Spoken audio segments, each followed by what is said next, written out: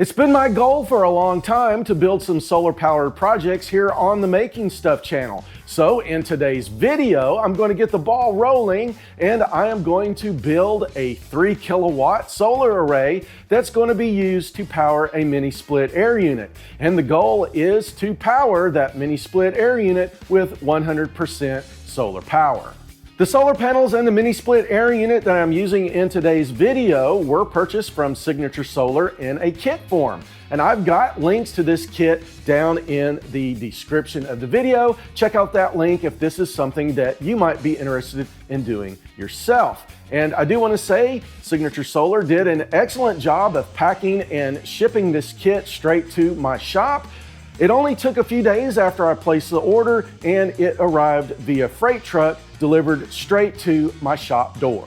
The air unit is an EG4 brand and it is a 24,000 BTU heat pump. That means it has both heat and air conditioning, and it is also a hybrid model, which means it will run on both AC and DC power. This kit also came with 7 410 watt bifacia solar panels. And when they're hooked in series, they will produce around 250 volts DC, which is more than enough to power the EG4 mini split unit. So I'm ready to start building the ground mount system to hold these solar panels, but I've got a couple of problems I need to solve first. And you may run into these problems yourself if you try to build a similar system. So let's take a quick look as to what these problems are.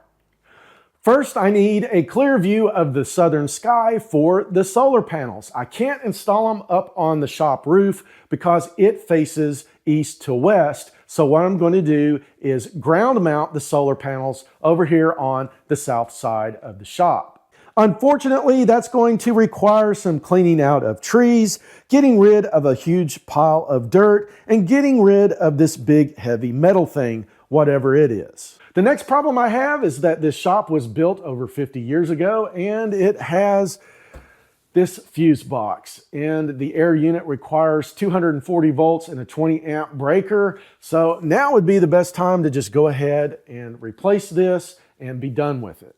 And I'm lucky enough to have some friends in the tree trimming business and also an electrician, and they're willing to help me out with these two problems. So let's get started.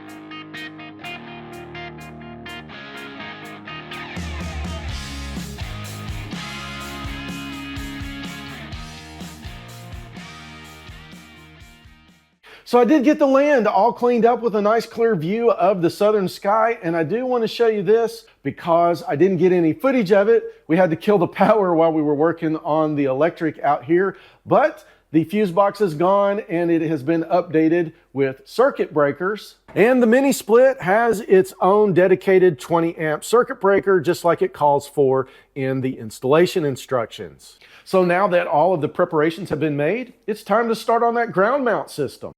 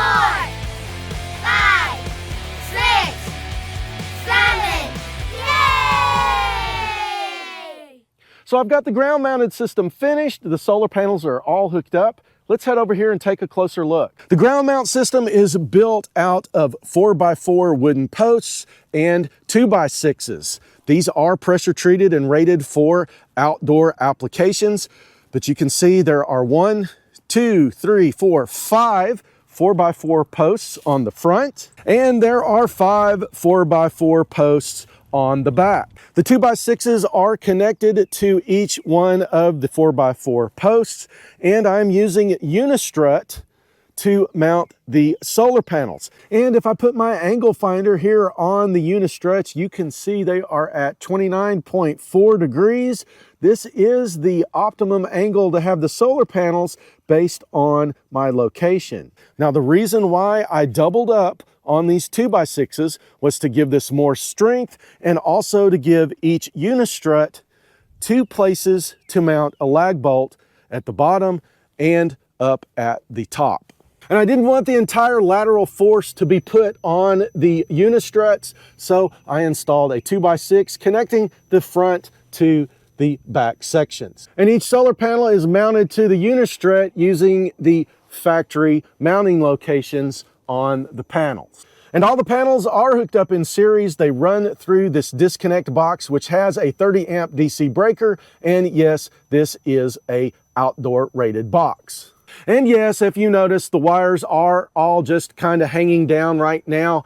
I am testing this array and I'm going to make sure that everything's going to work. And if everything works out fine, I am going to come back and clean up all of this wire mess. And one of the things I like about this ground mounted system is if I want to add more panels and do more projects, I can just add on to the end of this one and go all the way down to the driveway.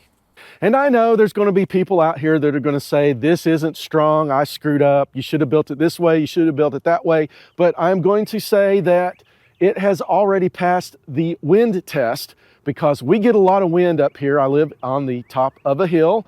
And last night we had a storm come through, and for several hours we had wind gusts of well over 50 miles an hour. And as you can see, everything is nice and solid. Nothing blew away in the storm.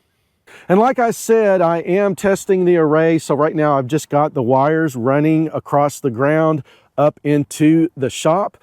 And yes, I do have a guy coming with a trencher next week. He's going to dig a trench between the panels and the shop. We are going to put the wires in conduit, and we are going to have a proper install of the panels. I'm just showing you the current setup so I can get this video released.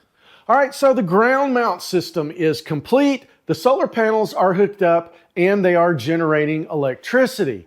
And I do want to point out right now that yes, there are some commercial ground mount systems that are available, and they do cost just a little bit less than all of the wood and the Unistrut that I used for my ground mount system. However, a lot of these systems require having a level ground, a concrete foundation, or even pouring a concrete pad. And when you add all of that extra cost and the extra time that it would take to do so, the option I built was a lot cheaper. Now, there's nothing wrong with those commercial systems. If that's the way you want to go, then that's perfectly fine. There's a lot of good options out there. However, anybody who has watched the Making Stuff channel knows that I like to build things even when you can go out and buy them already made, because to me, that's where all of the fun is at. And also, my system is expandable. Like I said in the video, I can go all the way out to the driveway before I run out of room. And if I did that, according to my estimates, I could probably get around 15 kilowatts of solar power. And also remember that everything I used in today's videos, the solar panels, the mini split, the wire, it all came from Signature Solar. And I've got links to all those items down in the description. So check that out if it's something that you're interested in. And also, I would appreciate it if you would smash that like button. If you like this video, also let me know down in the comments, because I've got plans for future solar projects and I'd like to know what you guys think about it. And if you aren't a subscriber, please consider hitting that subscribe button and ringing the bell so you don't miss the next video where we hook the mini split up to the solar panels. And thanks for watching.